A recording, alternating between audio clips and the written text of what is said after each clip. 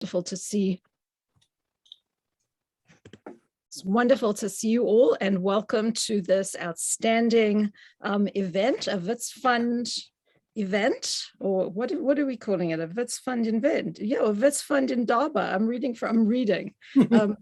I want to acknowledge Nushin Erfani, who is really our alumni guru, and thank you for everything you do, Nushin. And let me tell you who I am, because I'm going to be your MC this evening, and it's a wonderful honor. I am a Witsie, of course. My name is Hazel Siv. I graduated from Wits with a Bachelor of Science in Chemistry and Zoology and a Bachelor of Science Honors in Zoology. I made the active decision not to get an MBBCH like so many of you. I see Bradley Jabbour there. Bradley, that's so nice. Bradley was head boy of Parktown Boys when I was head girl of Parktown Girls. So it's lovely. We haven't seen each other for like 100 decades, but it's lovely to see you, Bradley. And Bradley has, got a brilliant career here. I left South Africa after my degree. I, did stuff, looked around the world, and then I got my PhD from Rockefeller University in New York. I went on to become a professor at MIT, and I was there as professor of biology for 28 years. In June 2020, I made the bold move to move across the river to Northeastern University in Boston and become Dean of the College of Science there and reinvent the future of academia. And really, we are doing that in innovative, out-the-box ways. Wits has always been close to my heart. It is the university I love the best, having had the honor of being associated with many fine universities. I really love Wits, and although I left South Africa, my heart has always been half across the ocean, stretched across the Atlantic there. When I was at MIT, I started an MIT Africa program, and I started an MIT Wits program that actually was quite vibrant and put up exchanges and entrepreneurship boot camps and things. At Northeastern, I'm leading an Africa Global Initiative, and I am in possession of a signed MOU from Wits that will allow us to set up, as of yesterday, that will allow us to set up joint PhD programming, joint research, and student exchange in both directions across the Atlantic. So for me, being part of Wits is a very special thing, and I'm honored to serve on the Wits Fund board. So that is who I am, folks. And let me give you now a little bit of an introduction to this talk and to the series. This series, the Wits Fund Indaba webinar series, we've set up in honor of the centennial of Wits, the 100th anniversary of Wits. It's a wonderful opportunity for us Witsies to connect or reconnect to our alma mater and to support it into the next century. The purpose of these webinars is to have Witsies come together, connect together, and celebrate the success of our United States brothers and sisters. We will send out, we will have future talks, and at the end of this one, Nushin will send to you all a very brief survey, a very brief poll, where you can indicate your interest in topics, make suggestions for particular speakers, and give feedback and input. The idea is that this is a forum for us to connect, to communicate, to reconnect, and to move forward together to help Wits move forward into the next century. It's a wonderful opportunity and a wonderful celebration of the successes that so many Wits alumni have had in the United States. Our next speaker announcement before we begin is David Fine, an innovator and maverick who has just endowed the David and Angela Fine Chair for Innovation at Wits. The $3 million US dollar endowment was given through the Wits Fund, and we will be delighted to hear him talk about his life journey and his motivation to solve humanity's problems. And now it is my honor to introduce Stanley Bergman, who in turn will introduce our speaker of honor today, Dr. Arthur Rubenstein. Stanley Bergman has been chairman of the board and CEO of Henry Schein, a Fortune 500 company and the world's largest provider of healthcare products and services to office-based dental and medical practitioners, with over 20,000 Team Schein members work worldwide and operations or affiliates in 32 countries. Henry Schein is a member of the S&P 500 index. In 2021, the company's sales reached 12.4 billion. Mr. Bergman serves as a board member or advisor for numerous institutions, including New York University College of Dentistry, University of Pennsylvania School of Dental Medicine, Columbia University Medical Center, University of the People, Hebrew University, Tel Aviv University, and the University of the Wits Fund, in which capacity he is here this evening. His honors go on and on. He is an honorary member of the American Dental Association. He's the recipient of the Ellis Island Medal of Honor. And in 2017, he received CEO of the Year Award by Chief Executive Magazine. Stan and Dr. Marion Bergman and their family are active supporters of many organizations fostering the arts, higher education, and cultural diversity, as well as grassroots healthcare and sustainable entrepreneurial economic development initiatives in the United States, Africa, and other developing regions of the world. Of course, Mr. Bergman is a graduate of the University of the Witwatersrand and is a South African chartered accountant, as well as being a certified public accountant in the New York City, in the New York region. So with that illustrious bio, it's a real pleasure to say hello, Stan. Very nice Thank you, Hazel. to meet you. And to pass the honors over to you to introduce Arthur Rubenstein. And before, if I just may say one more thing before I pass over, and then I will sit quietly and listen. If you have questions, please use the chat. We can also have hands up and things afterwards, but please feel free to use the chat during the discussion, and we'll have a wonderful Q&A session later. Stan, thank you so much. Thank you, Hazel. I was going to commend you on your opening remarks, which I thought were terrific and warm, but then you went off track. And I think Nushin is responsible, Nushin, for some of the embellishment there. But put it this way, if it weren't for Wits, I would not be in the United States today with my wife, Marion, who I met at Wits, and certainly would not have been involved in many of the activities that I've been involved with over the past 50 years or so. So it's really wonderful to see everyone here today. Nushin has done an absolutely remarkable job creating this community of Witsies in the United States. So Nushin, thank you very, very much for all you've done. And you arrived here with just a bare list of some Witsies, and now you've put this whole community, as I said, together, and that's really terrific. So I've had the honor of chairing the Wits Fund for a long, long time, and recently we had the opportunity to ask Jane Levy to be the president, working with Nushin, and it's been a remarkable transition. I'm on a call. And I see Jane is on the line. So Jane, again, thank you for reinvigorating the board and for all you've done. And Nushin, thank you.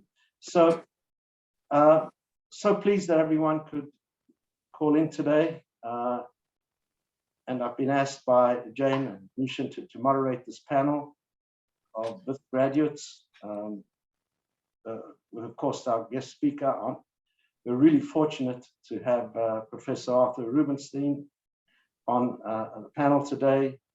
Dr. Rubenstein, Professor Rubenstein, was born in December of 1937 in Germiston. I think everybody on this call knows that Germiston is just outside of Johannesburg, and was educated at King Edward VII School, a well-known, of course, secondary school in Johannesburg. I gather that there are other King Edward graduates on this call. And after King Edward, of course, Dr. Rubenstein was accepted to Wits Medical School, where he graduated with the MBBCH in 1960.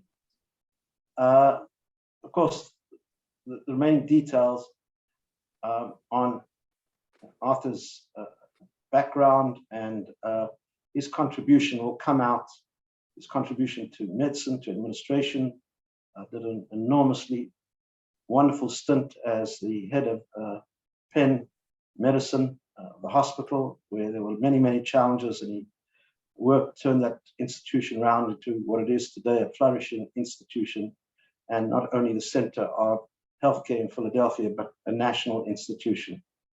Dr. Rubenstein Arthur is a recipient of many awards and prizes. Among his honors are the David Rumbo Scientific Award for Juvenile Diabetes Foundation, that in 1977, the Banting Medal from the American Diabetes Association in 1983, the John Phillips Memorial Award from the American College of Physicians in 1995. In 2001, Arthur was honored with the Wits where Wits conferred the degree of Doctor of Science in Medicine, honoris causa, on Dr. Rubenstein Arthur. He is a fellow of the College of Medicine of South Africa, of the Royal College of Physicians in London, and a master of the American College of Physicians. And finally, Nushan tells me that many of tonight's participants wrote of their connection and friendship with Arthur over many decades. We hope to hear from many of the participants tonight, and the remarks, the emails that Nushan received was just speaks volumes for who Arthur Dr. Rubenstein really is. So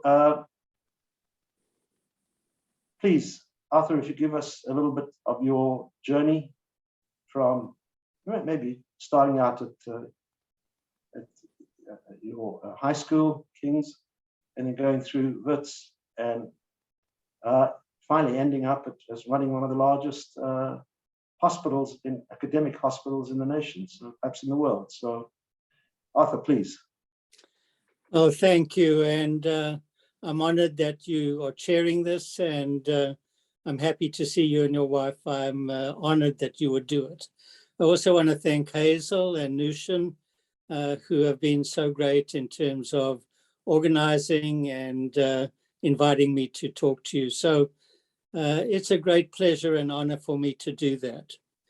I'm going to just briefly go over my life story. Of course, I'll embellish it some, and I'll minimize the downsides. I think I'm entitled to do that. And those who know me well will say afterwards, that was a little superficial, but you know, in 45 minutes, I'll give you some flavor of it, hopefully, because I've been so happy and fortunate, and I've run a really blessed life that I'm proud of. So, as you said, Stan, I was born in Primrose, which is actually a suburb of Germiston, which, as was pointed out, is a city or a town about 10, 15 miles southeast of Johannesburg. My father was an immigrant from Poland before the First World War. He left when there were pogroms in that country. And my mother's family had come from Lithuania in the late 1880s. And interestingly enough, they had gone by ox wagon from Cape Town to Johannesburg, about 1,000 miles. So one can imagine how strong and wonderful those people were. Now, one of the other reasons I stress Primrose and Germiston is I think many of you might know that a very, very famous South African, Dr. Sidney Brenner, was actually born in Germiston. And his father had come from Lithuania and his mother from Latvia. And it turned out his father was a shoemaker, and Sidney was just brilliant. There's a lot of stories about him, and I just was fascinated by his history and accomplishments. As many of you know, he won the Nobel Prize for molecular genetics in 2002. And one of his other important things, I think, was his teacher of me and his inspiration that I got from his involvement in teaching when I eventually went to medical school. And just as life would turn out, I was a consultant in Singapore at their new medical school. And who did I find was there living at the time? This was a few years ago, was Sidney Brenner. And so we arranged a dinner together, and I thought I'd be there an hour or two. And 5 hours later, Sydney was still telling me stories, starting from Germiston and the rest of his life, which was fascinating and interesting. So I could spend a lot of time talking about Sydney Brenner, but maybe we'll do that another time. Anyway, my parents thought that schooling would be better in Johannesburg than in Primrose. And as always, they did everything of the best for their children. And so we moved to Johannesburg. And as Stanley said, I went to King Edward's, the 7th preparatory school, and then high school. And in both those places, I made many, many friends, some of whom then went on to medical school with me, and some of them on the webinar tonight. And I just want to say their friendship has been something really special over the years.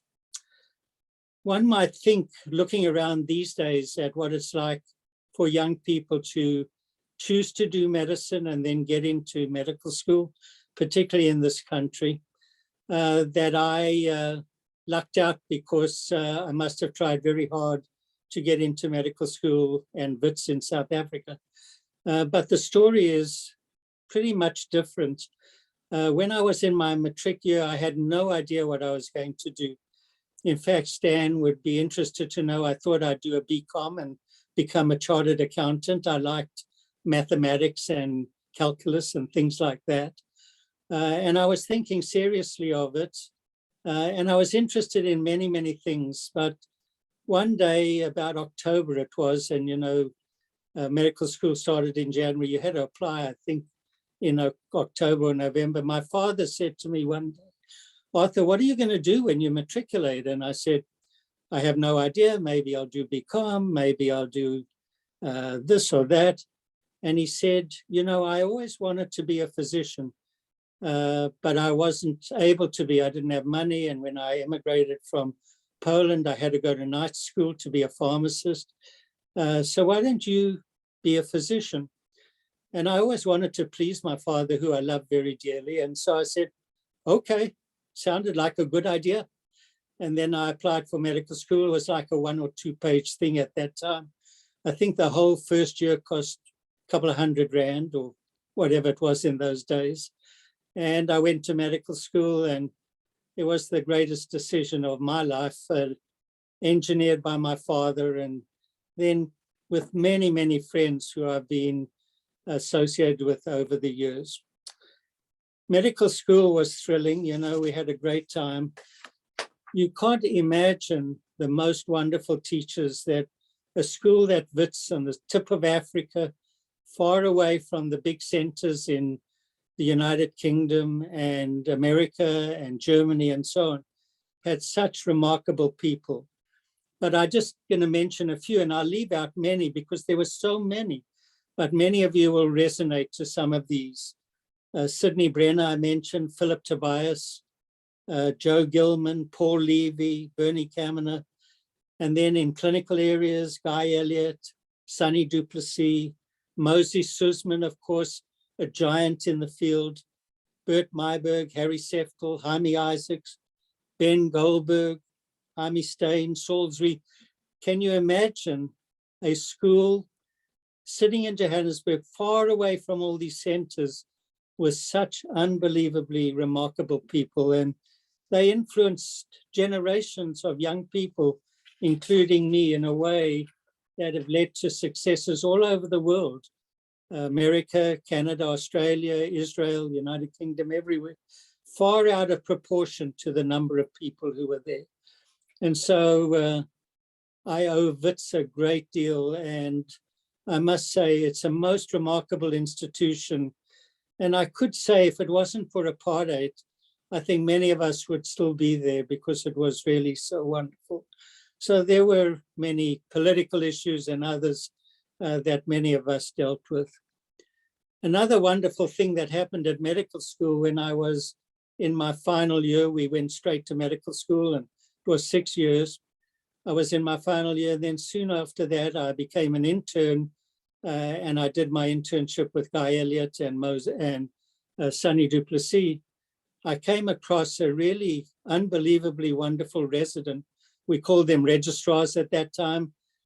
She was beautiful and smart and always put me in my place when I thought I knew what was going on. Her name was Denise Hack, and I decided I couldn't put up with all this kind of brilliance and beauty without doing something about it.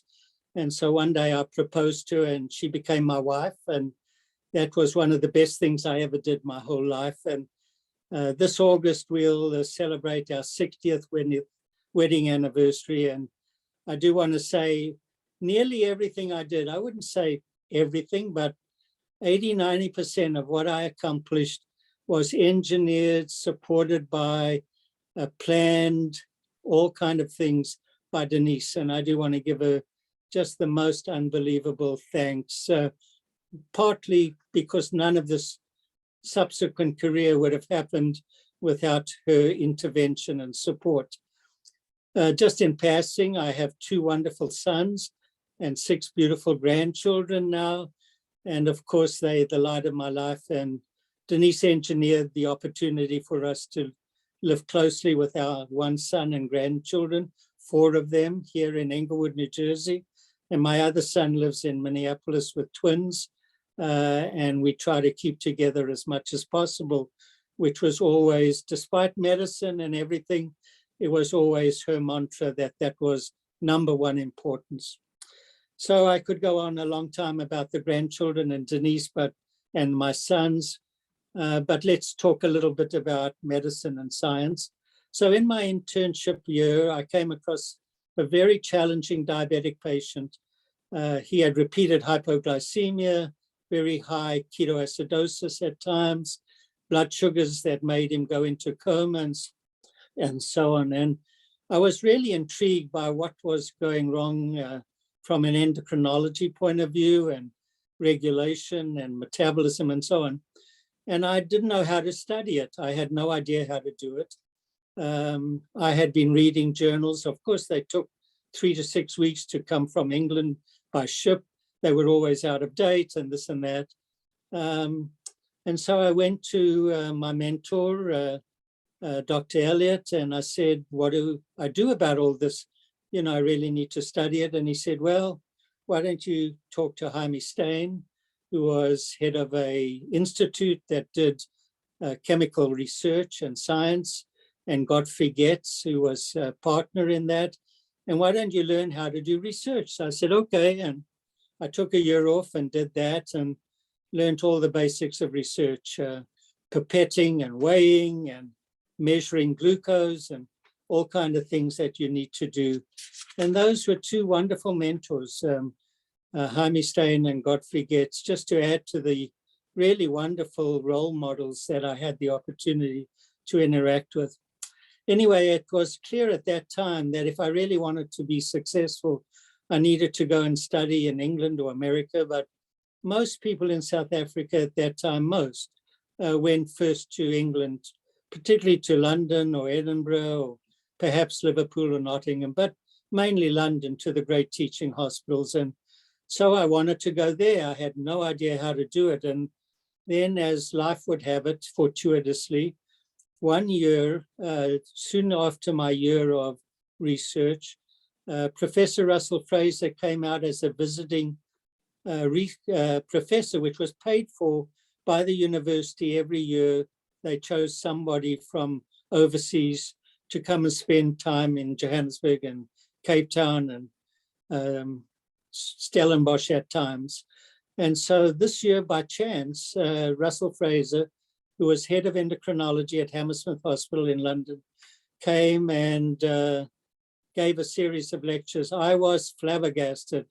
They were just so impressive and so intriguing. And I just couldn't believe that that kind of work was going on in the world today in areas that I was interested in. And so I said to Denise, who was sitting next to me in a lecture, I think I got to go and work with him. You know, it's just unbelievably exciting. And she said, well, why don't you go up and talk to him and ask him if you could come and work with him? And I said, oh, he would never talk to me. I'm too shy to do that. So I still remember she grabbed my hand, and this is absolutely true, and yanked me to the front where he was next to the dais. And she said, "This is my husband. He wants to ask you a question." It was so embarrassing, but I said to him, "Well, what would it take if I came to work with you?" He said, "Well, you'd be welcome, but I have no money. So you need to get travel funds and then a stipend for the year to work, and I'll make room in my lab for you."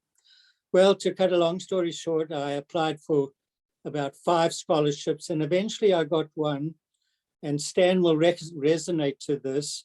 It was from a company called Smith and Nephew, who did medical supplies, bandages, surgical things, and so on. And just like Henry Schein has done unbelievable medical and dental things, Smith and Nephew was an important but middle-sized firm at that time. And they had endowed a number of scholarships for the Commonwealth, including South Africa. And I applied for one, and I didn't get the other 4, but the one from Smith and Nephew I got. And so in January 1965, we had one son at that time. The 3 of us got on a plane and flew to London for the next adventure in our lives. Well, we were there about 15, 16 months. As Denise reminds me, the sun shone about 5 days in that year and a half. We had our second son there, Errol, in November. And those of you who are of the Jewish faith will resonate to this. When he was born, I had to get a mole to do the circumcision. And so we got one, and turned out he told us that he was the mole for the royal family and circumcised all the royal family's males who required it. I think it was true, because why would he say that if it wasn't? And I presume he did a very good job, because he seemed very experienced. Anyway, that was just kind of interesting. The time at Hammersmith was just fascinating. I learned how to measure insulin and other hormones. I learned how to do gas chromatography. I learned how to do clinical research. I went to meetings that were enthralling. Professor Fraser was the most amazing mentor. We went to his house. He would have parties and meals and make people from all over the world who were working with him happy. And I learned all kinds of things of leadership and interactions from that time with him. And it was really very, very exciting. Anyway, at the end of the 18 months, I decided we weren't going to go back to South Africa, because apartheid was so difficult at that time and so miserable. And so we started applying, Denise and I, for positions all over the world, and also predominantly first in London. Anyway, I went to about 8 interviews and didn't get any of them. And one day I went to Russell Fraser and said, "Professor Fraser, I have all these credentials and I have all these great interviews and I never get the job." "Oh," he said, "you should have asked me. All these jobs are given away years ago. This is Lord so-and-so's nephew. This is Lady so-and-so's cousin. You'll never get these jobs. What you need to do is go to the north of Scotland, like Aberdeen or something, or the south of Wales, and wait there 3 years. Then you can come to a place like Liverpool. Then you can come to then you can come to London. So you could come back here in about 10 or 12 years." So I looked at Denise and she looked at me and she said, "I think we have to do something different. That doesn't sound too appetizing." And so fortuitously at that time, one evening, I got a call from Dr. Godfrey Getz, who was visiting London, South African graduate from Wits and now working in the United States. And he said to me, "Well, Arthur, what are you going to do when you finish?" And I said, "To be honest, I have totally no idea." He said, "Well, why don't you apply for a postdoctoral fellowship in the United States? These are given to young people and you can come and learn more biochemistry and molecular biology, and I will try to organize this opportunity for you." So he was working at the University of Chicago, and I had no idea where that was or what it was like.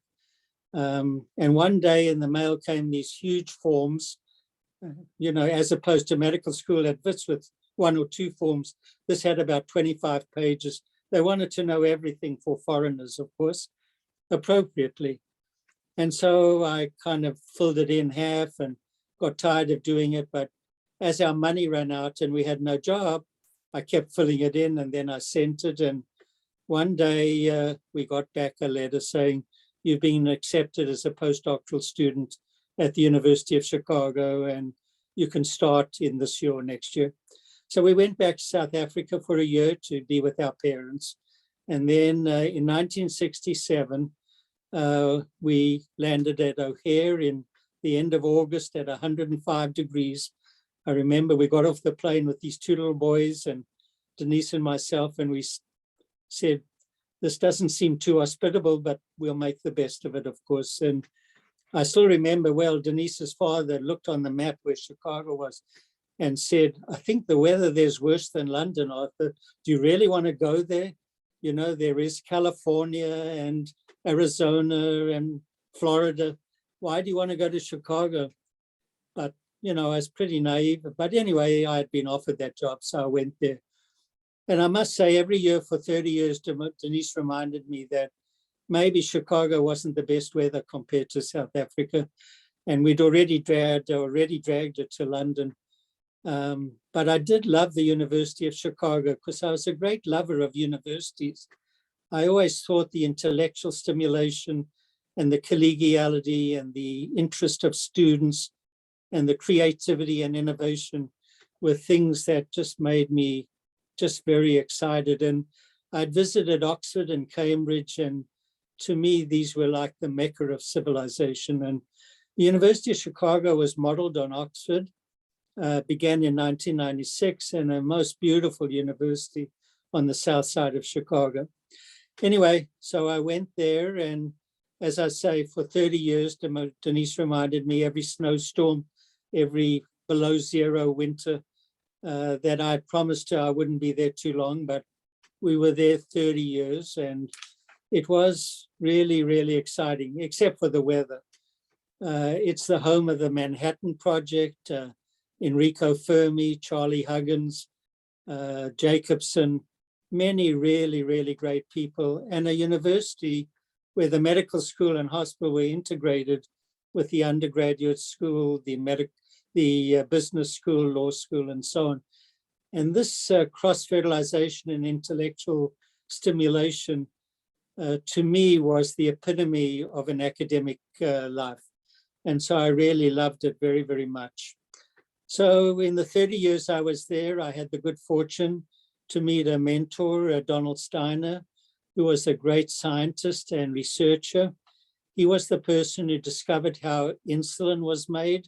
I'd been interested in diabetes, and one day I saw a publication of his. I went to his lab. I said, Don, do you think I could come and work here? And he said, sure, just like great colleagues, you know. And so I moved to his lab, and I spent many, many happy years working out things like how insulin was made with him, what the products were like C-peptide and various intermediates, how these influenced diabetes, how they could be used to measure insulin requiring diabetes. We discovered molecular genetic abnormalities in insulin and many other things that were just so exciting and so wonderful. And that led to my scientific career, which, you know, turned out luckily to be very productive. I must mention I was fortunate enough to recruit Ken Polonsky, another Wits graduate, one of these wonderful young people, to come and work in my lab. He had come to America, and then I was introduced to him, and he, of course, has had an illustrious career and worked in my lab and became head of endocrinology, then went to WashU as chair of medicine, and now he's the EVP and dean at the University of Chicago. So there are many stories like that. There were other great people at the university. I don't have time to tell you all. You might remember the economics department there had about 10 Nobel Prizes, starting with Milton Friedman and many others subsequently. And the excitement and stimulation on the campus repeatedly was just very, very wonderful. So I think I might have been able to stay there a very long time.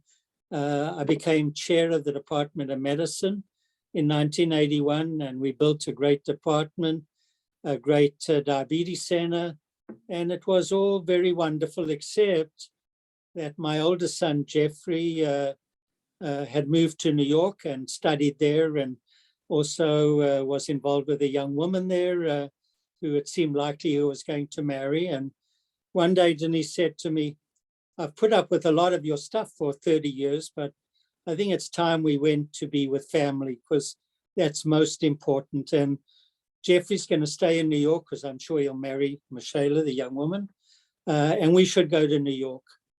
And I said, well, that's a big step for me. I grew up in Primrose, New York, that seemed a big step. And she said, well, I think you could do it. So anyway, one night, to cut a long story short, Jeffrey and Errol, my second son, and I went to watch the Bulls, Michael Jordan and Pippen and Rodman. We had a wonderful time at that time. And when I came home, Denise looked a little sheepish, which she usually doesn't look. And I said, what's going on, Dee? And she said, well, the president of Mount Sinai called and asked me if we wanted to come to New York and if you'd be interested in the deanship. And by the way, I kind of accepted. I said, what? You would do that without talking to me?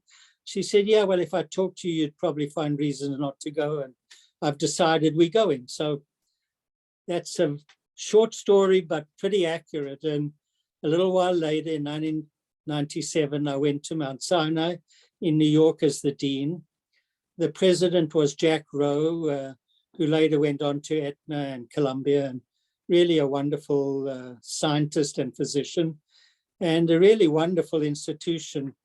Its medical school had begun in 1967 because Jewish students couldn't get into Columbia or NYU. And so Mr. Levy, who had been at Goldman Sachs, began the medical school. And it was a really beautiful school in a really outstanding hospital that had been there over 150 years. And it was really, really wonderful. I'd had a great time there, and, I enjoyed New York, and we lived nearby our oldest son and his family and his wife's extended family, which was as wonderful as Denise had predicted. And so all that worked out great, except after I'd been there 4 years, just by chance again, and you can see a recurrent theme in my life has been opportunities and chance, unpredictable in many ways. The president of the University of Pennsylvania came to New York and made an appointment to see me. And I was very surprised by that. Presidents of university don't usually come and see medical school deans. Anyway, of course, I agreed to see her, and her name was Judy Roden, who later became president of the Rockefeller Foundation, an unbelievably wonderful leader. And anyway, she said to me, we're having some challenges at Penn, and I'm looking for a dean, and several people had recommended you, and would you be interested in the job?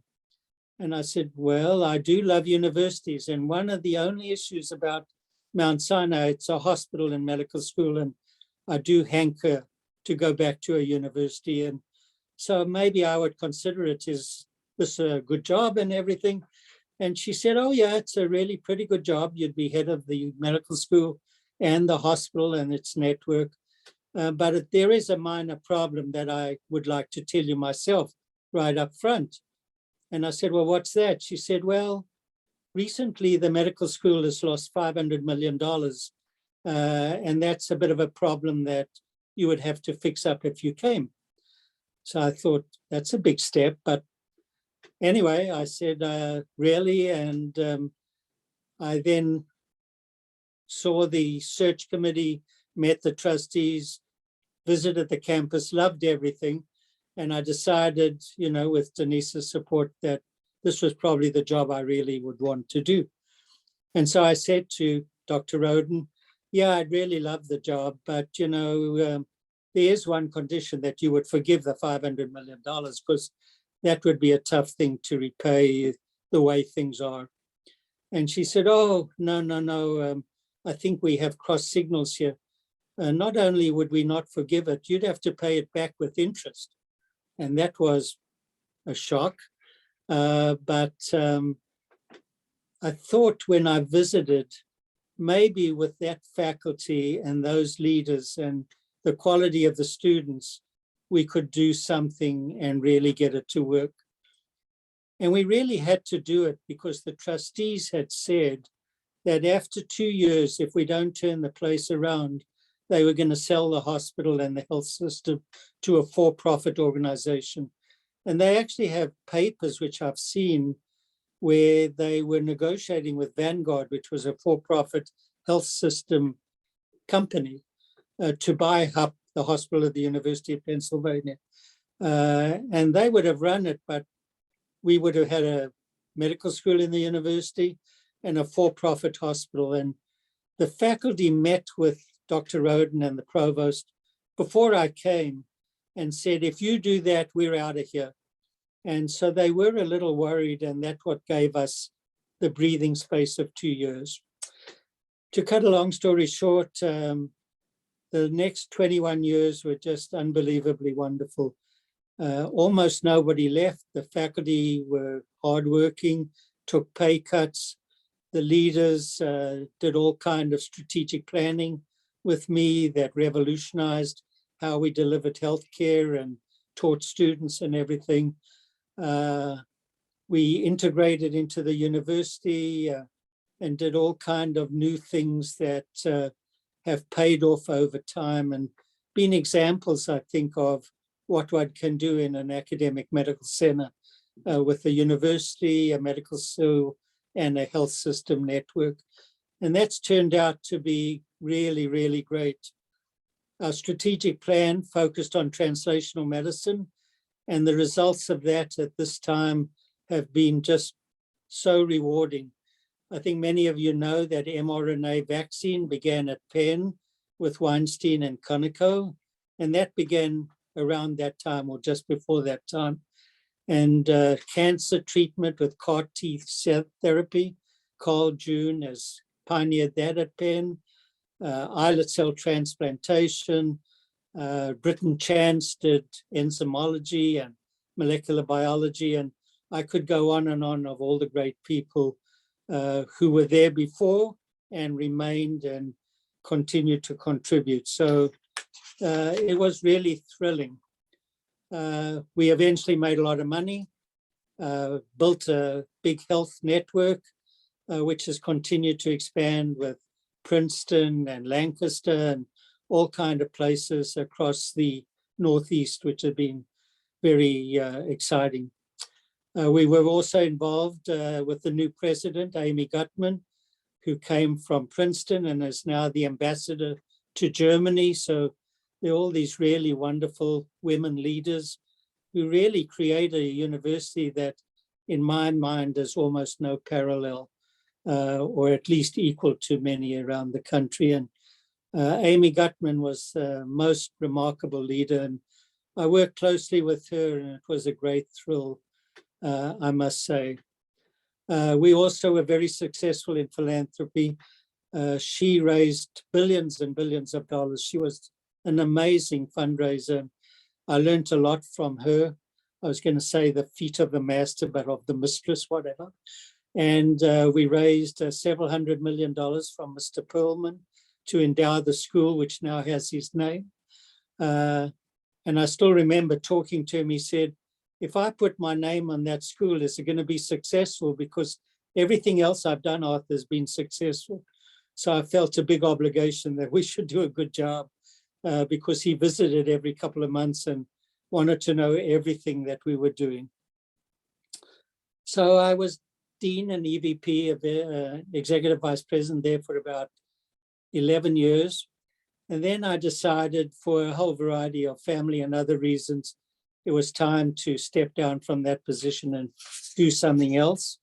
And so a year or two later, I joined two other deans, Phil Pizzo, who had been the dean at Stanford, and Tom Lawley, the dean at Emory. And we formed a small consulting group because we wanted to give back to academic medicine as best we could from the experience we had and the kind of things we had learned so that we could then maybe give some advice, if possible, to some other places. And so in the last 6 years, we've been to about 26 medical centers all over the world, England, Turkey, of course, many in the United States. And we've tried to help them, particularly with challenging problems. So often there are disagreements between the leaders, friction between the clinical and basic science operation, challenges between the university and the medical centers, which are very big and tend to overshadow sometimes the rest of the university and so on. And that's been just very wonderful. I've met all kinds of great people all over the world and had the opportunity to work with Phil and Tom, which has been so exciting. So I think I'm going to stop very soon. I do want to say all this was a very fortunate and wonderful life that I feel very blessed about. I do want to say that Chaim Rosenberg, a couple of years ago, created a group that celebrated our 60th year of our graduation, which was 1960. So this was in 2020, and brought many, many of us together, including, I think, some of you on the call tonight, Avroy Faneroff, Jeffrey Maisels, Gary Katz, Geraldine Eilbach, Ronnie Eilbach, and many others. And that's been just a really wonderful reunion. And I do want to say it's brought us close to Wits again. Nushin and others have been very involved, and it's made me feel so fortunate to have grown up in such a wonderful university with such wonderful things. My final comments are, one of the things I've always tried to do is something new. I know Mr. Fine are going to talk next time, and that's a real entrepreneur, as has Stan done, and so on. But one of the things I've been disappointed in, and having a wife who's a physician, has been women leadership in academic medicine. And they're about 18% in top leadership. I won't go through the details, women. And yet medical students are now 50-50 women and men. And so I've collaborated with a whole variety of organizations to try to enhance women leadership in academic medicine. And that's actually beginning to be very successful. Despite COVID and all those challenges, these organizations, including the Center for Women in Academic Medicine and Science, which is called CWAMS, and GEMS and others, has started to find ways to network and mentor and enhance women so that they will become chairs of departments, deans, EVPs, and so on. And that's created a new opportunity for me to really enjoy academic life. So let me finish and say, I hope that's been of some interest to you. It's sometimes seems a little boring to myself, but when Nushin asked me to do this, I thought I'd actually try it out and see how it would go down. And I do hope that you found at least parts of it interesting. And I do want to say how very fortunate I've been, mainly because of my wonderful family, but also including Denise as my family, of course, but also because of these serendipitous occasions in medicine, which have come my way that have turned out so wonderfully. So with that, I'd say thank you. And I do appreciate all you listening to this long story. Thank you. Wow, Arthur, that was certainly thrilling, an absolutely thrilling journey. So give me the first question. I'm putting on my accounting hat, my business school hat. Yes. Our son went to Penn 25 years ago. Oh, really? And it was a scary neighborhood. Of course, you couldn't walk in the street at night. Judith Roden started turning that around. Yes. And the medical school, I mean, I'm not sure if at that time our son were ill, he would have necessarily gone to the Penn medical school, you know, to be treated at the hospital. the thing was bankrupt, $500 million, and it was on life support from the university, which I think the trustees agreed at the time, or decided that they would cut off the funding at some point. Here you are. I mean, you're essentially a research clinician. You take on this job to turn around a bankrupt institution, a medical institution. What was the secret? I mean, was it the team? What did you do? I mean, you arrive there and this thing's bankrupt and the quality of care is not so good. Well, you know, if any of you want to really hear what I did at Penn, if you Google me, there is a lecture that I gave, invited back to the University of Chicago. It was called the Coggeshall Lecture, and you'll be able to Google it easily. And in that lecture, which they invited me back to the University of Chicago to give, I outlined the steps we took at Penn to turn it around. So let me just give a few highlights. First of all, Dr. Roden did a lot for the neighborhood. She wrote a book about it, which was The Transformation of West Philadelphia. The trustees with her agreed to put in hundreds of millions of dollars in housing, grocery shops, a movie theater. So she gets unbelievable credit for doing that. And a lot of faculty now live in West Philadelphia. Students live there.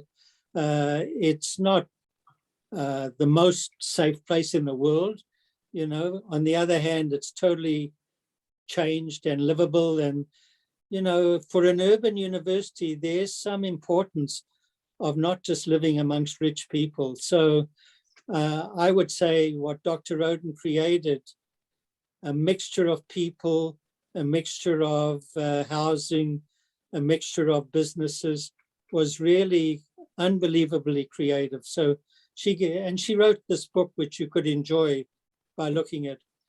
The second thing we did was we cut everybody's salary. We let about 800 people go. It was really tough. And then we took every reserve we had in the medical school that was in some departments and some parts of the hospital, small amounts of reserve. We took it all away and put it to a unified fund. And then finally, we made an agreement that all the leadership, which was the chairs, the deans, the hospital president, hospital vice president, and so on, would put 1/3 of their salary at risk. And that would only be paid, it was a lot of money, 1/3 would only be paid if we meet certain goals. And most of those goals, at least in the beginning, were financial. Afterwards, there were many other quality things and so on. And the final thing we did is we changed the philosophy of academic centers, which was probably the hardest but the most interesting thing to do, which was we said the whole is more important than the parts. So there were chairs of various departments, vice presidents in the hospital of various areas. And we said, you have to take care of those areas, but more important, you have to take care of Penn medicine first. And I described how we did that, and everyone bought into it, otherwise they left. And in the end, in 2 or 3 years, we stabilized the finances. They became at least no losses. And then we started to have success with philanthropy and the clinical operation. We made it. I was always a believer that patient care was the heart of a medical institution. And suddenly all kinds of patients wanted to come, and we gave them the best care possible. And if they didn't get the best care, we would admonish the physician who didn't do it and say, you have to do better. Anyway, there's a lot of things that went together, but it was a team effort of unbelievable, wonderful people working together who became successful. So, Arthur, I think there's a lot more to it that is attributable. The turnaround, a big part of the turnaround is attributed to actually your leadership and your leadership skills. And perhaps one day we can entice you to write a book or perhaps undertake further research at Wits on that. So because a lot of people, a lot of medical institutions around the world could learn from that. It's one of the most successful turnarounds in medicine in this country. But let me just ask a question. Permit me. If you think back to your days, not so much as a student, but when you perhaps did your residency or internship at Barra or at the General Hospital in Johannesburg, what did you learn there that you could connect to your career, but specifically to the remarkable work you did at Penn? Well, I think the first thing I learned was the beauty of great patient care.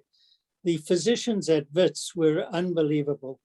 You know, when I came to America, they didn't know really how to examine patients, but I'd learned from the feet of the masters how to do this, how to take a history, how to be empathic, how to respect patients and their families. The training was unbelievably wonderful. And when I did some of that in the United States, when I came to the University of Chicago, the students would say, wow, you're a good clinician. I was just an ordinarily good clinician, but compared to the other professors and so on, it was just very different because I knew how to talk to patients. I knew how to take a history. I knew how to examine them. I knew how to make them feel comfortable. I knew how to interact with families, as all my colleagues did, because when I visited Av or Jeff or others, they all had the same approach. So that was the first thing. I think the other thing that I learned was one should respect everybody. It's been a mantra in my life that whether you're black, white, or yellow, poor or rich, disadvantaged or not, you know, human beings are really just something special. And if one respects and loves them and can relate to them, it creates an aura around you that seemed normal to me. I think I got that from my mother, to be really honest. But it creates something that other people resonate to and makes them follow you as a leader. And I think some of that maybe was what I was able to do. So we're running out of time, but I'm sitting next to my wife, a 1974 graduate of Wits Medical School. There were 25 women in her class of 200. Yeah. She has a question to ask you, and then we'll turn it over to back to Hazel and Schein. Yes. So, yeah, good evening, Dr. Rubenstein. It was just thrilling to hear your modest account of your life and your career. And what I really liked the most was that you want to think of ways to get women into leadership positions in academia. And that's very refreshing to me, because I think in the days, people weren't saying things like that. Men weren't doing that. I mean, the man that encouraged me was my father to become a doctor, and he gave me permission to do that. But I think that's all you have to do, you and your counterparts. You just have to ask and they'll come, because the personality of women is a little bit more reticent, less aggressive than of men. That's just sort of normal, natural. So if you ask them and if you want them and you welcome them, they will come. And I'm looking forward to that happening.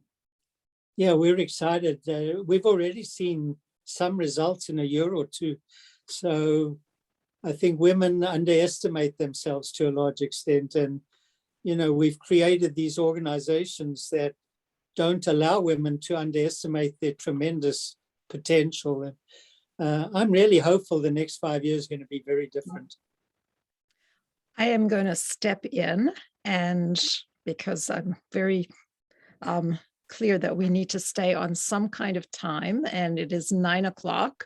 What a fantastic discussion this has been. Arthur, thank you so much. Really, I learned a great deal about you. And, you know, as a scientist myself, I was really fascinated to see how you moved from the MBPCH into research and then back into medicine, and your distinguished career as an academic and medical leader. It's wonderful to hear, and what a treat for all of us. Stan, thank you so much for your moderation and the very interesting discussion that you and Arthur were able to have.